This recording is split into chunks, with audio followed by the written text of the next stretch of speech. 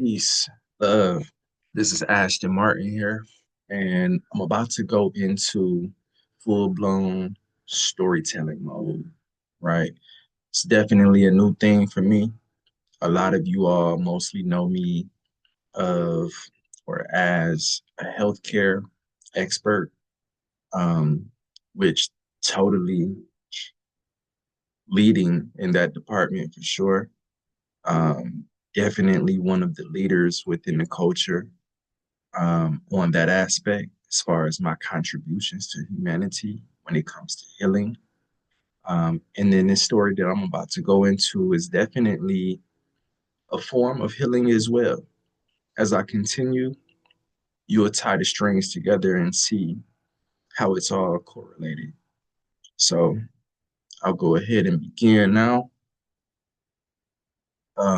As you can see by the title, um, this here has to do with the economic misdirection of Black America, uh, a data-backed expose on identity, ownership, and the hidden power structure. This is stemming from an article that I prepared this morning. Basically, took some time to do some thorough researching, pulling resources that this information and education has come from. And this is an education on real and true history. Whether you like it or not, it is truth. Okay. So go ahead and jump into this. Um, Introduction, the blueprint no one taught us. So, across generations, the American elite have executed one of the most impactful psychological and economic misdirections in modern history. One that has specifically targeted Black Americans not through overt war, right? But through cultural programming, historical erasure, and economic manipulation. The result is a population rich in influence but starved in ownership. One that spends billions annually on symbols of wealth while holding a fraction of true generational assets. It's pretty sad when you think about it, right? I'll continue. This article is not speculation at all. It is backed by hard data, government records, academic studies, and verifiable reports from the most reputable institutions known to man. Every claim made here can be sourced and traced. Let's begin with the greatest sleight of hand, the erasure of an identity. The African American, right, label is not always accurate.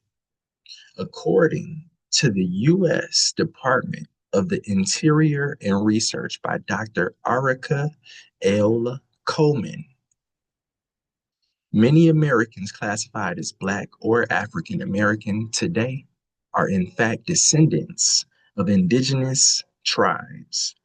However, due to the 1870 U.S. Census reclassification policies, Black Native Americans were systematically listed as colored, severing their legal claims to tribal land and sovereignty. The source of this is the National Archives U.S. Census Bureau. The intentional reclassification is documented in Africans and Native Americans by historian Jack D. Forbes, which outlines how thousands of Native people were redefined as Black due to skin tone in social policy, blocking access to treaties, land, and benefits still in place today. The classification of Native people as colored during Jim Crow and beyond was deliberate. It helped erase legal claims to identity and with it the path to ownership, which was written by Dr. Arica Coleman in the Virginia Foundation for the Humanities. From Poverty to Pride, the psychology of overcompensation. This is where it gets deep. The system was designed to impoverish through, through redlining, employment discrimination, and exclusion from New Deal programs. Black families were deliberately locked out of wealth building mechanisms. In fact, 98% of home loans backed by the federal government from 1934 to 1968 went solely to white families. The source of this can be read and found through Richard Rothstein, The Color of Law from 2017. The institutional exclusion built the racial wealth gap as of 2022. Median white households wealth 2022 as of 2022 was $188,200. Meanwhile, the median Black household wealth was $24,100. See how big that gap is? The source of this and where this is found and documented is the Federal Reserve Board Survey of Consumer Finances 2022. Pride filled the void. Without access to capital or legacy, pride evolved into performance, and communities systematically denied ownership. Status was displayed through external symbols, luxury cars, brand clothing, jewelry, etc. Get it? This phenomenon is referred to by economists as conspicuous consumption, first identified by Thorstein Veblen and validated in Black consumer behavior by Nielsen and McKinsey and Company. Black consumers are more likely to spend on high-end brands across apparel, footwear, and personal care, despite income disparities. And this is also documented in Nielsen African American Consumer Report 2021. Now, here is the hardcore data: spending power versus ownership reality. $1.8 trillion in Black buying power as of 2023. This is documented through Selig Center for Economic Growth through the University of Georgia. I'm going to spell out that first name because I know it was a bit, what was that? And that's Selig. I'll continue. Yet only 2.2% of employer businesses in the US are Black owned. And this is documented through the US Census Bureau Annual Business Survey from 2021. Black Americans are 9 times more likely to spend on luxury brands per capita compared to white counterparts. This is documented by Nielsen back in 2021. Compare this to ownership across key industries. These key industries are NFL teams, which are or have 0% Black ownership. However, 97+% are owned by white ownership teams. NBA teams has 0% Black ownership since Michael Jordan sold his stake back in 2023. However, white counterparts own over 95% of the teams within the NBA. Hospital systems, less than 2% are owned by Black people. However, the counterparts White counterparts, 98 plus percent. Major media corporations. So we're talking the Disneys, the Comcast, the Sony Records, the Warner Brothers, etc. Right? 0% ownership within the Black culture. However, who's who is the leading culture within hip hop, right? Sony Records, Warner Brothers. Yeah, I'll continue. Um, Still within this range of major media corporations, right? 100% ownership by the white counterparts. Private equity firms such as the BlackRock, the KKRs, the Vanguards, 0% at the C-suite ownership level within the Black culture. However, the white counterparts, 100% ownership. Media as a weapon of influence. Mainstream media continues the work that policy began by shaping value systems through entertainment, according to a 2022 study by USC Annenberg's Inclusion Initiative. 78% of Black characters in the top 50 Billboard hip hop songs promoted hyperconsumption, drug use, or criminal activity, sexual conquest, and then also brand name fetishism, the Gucci's, the Louis, the Rolex, Cartiers, etc. You get that as well. Meanwhile, mentions of investment, business ownership, land acquisition, community wealth building were virtually non existent and then also minimized and talked about even within the Black culture. The cultural, the cultural programming is financed by white-owned conglomerates, the Universal Music Group, Sony Music, Warner Music Group. When the stories you consume are controlled by others, you never own the narrative or the means to even change it. The cost of material status, brands versus legacy.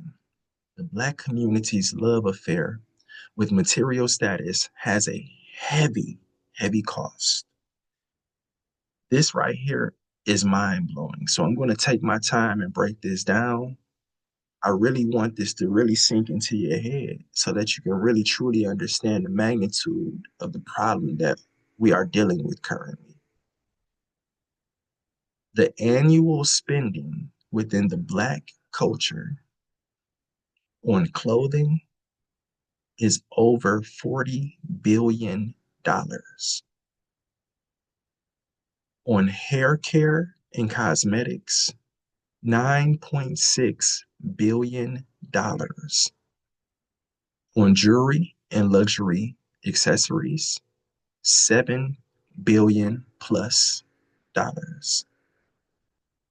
And this is all recorded and documented through McKinsey and Company dating back in 2021, and then also Nielsen from 2021. Meanwhile, institutions that build intergenerational wealth, such as banks, hospitals, schools, tech startups, infrastructure, are largely absent from Black ownership. No Black-owned national chains exist. Food services such as McDonald's or Chick-fil-A. And let me make sure that you truly understand what I mean by this. I'm not talking about your uncle, your aunt that owns one of the franchise locations on Crenshaw and Slauson. That's not what I'm talking about. What I'm speaking of is the franchisor, right? Top of the chain command, right? So I'll move on. Retail, like Walmart's, your Targets, and other, etc. Right? That's relevant. Banking, such as Chase Bank, Bank of America.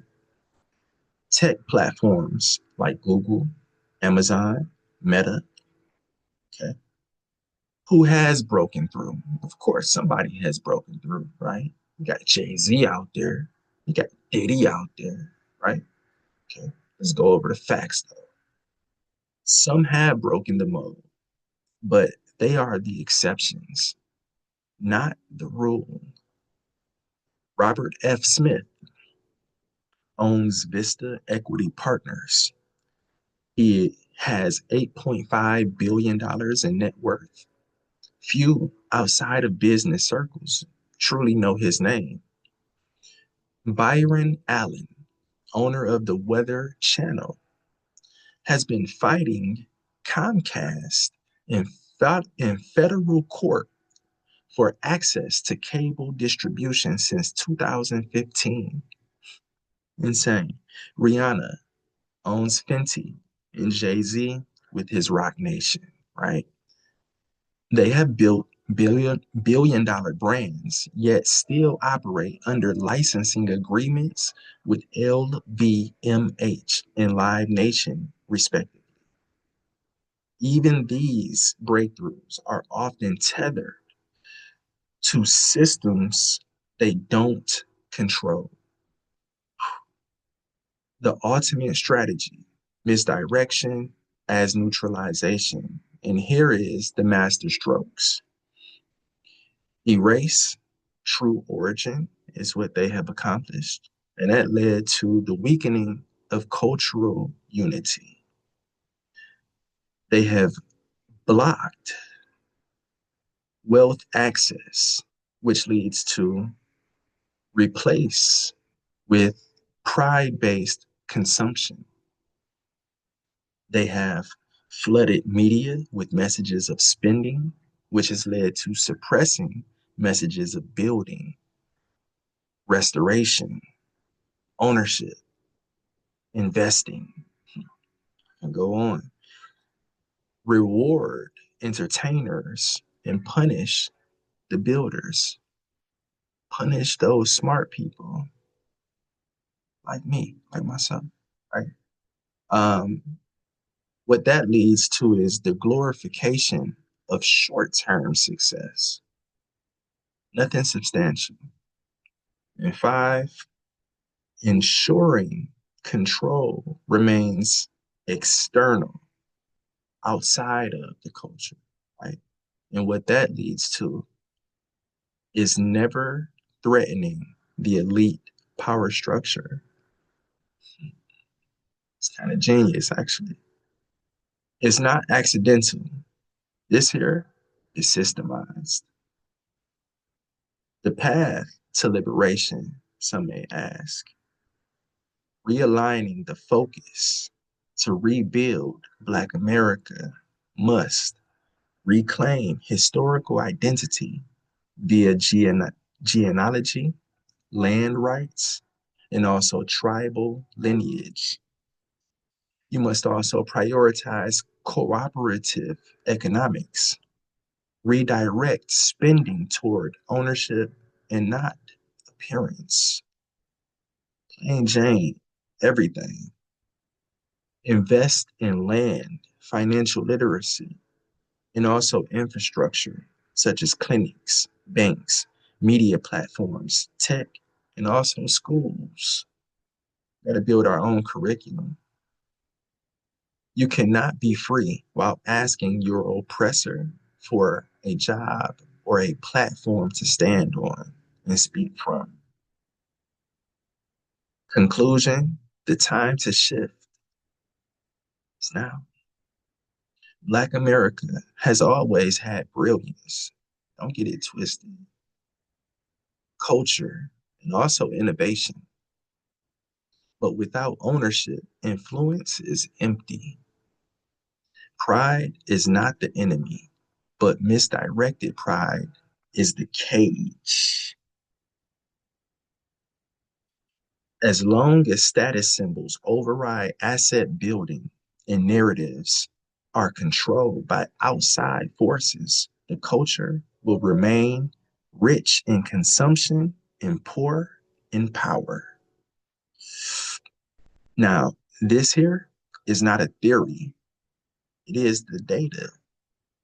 And now that it's on the record through this recording, it can never be ignored again.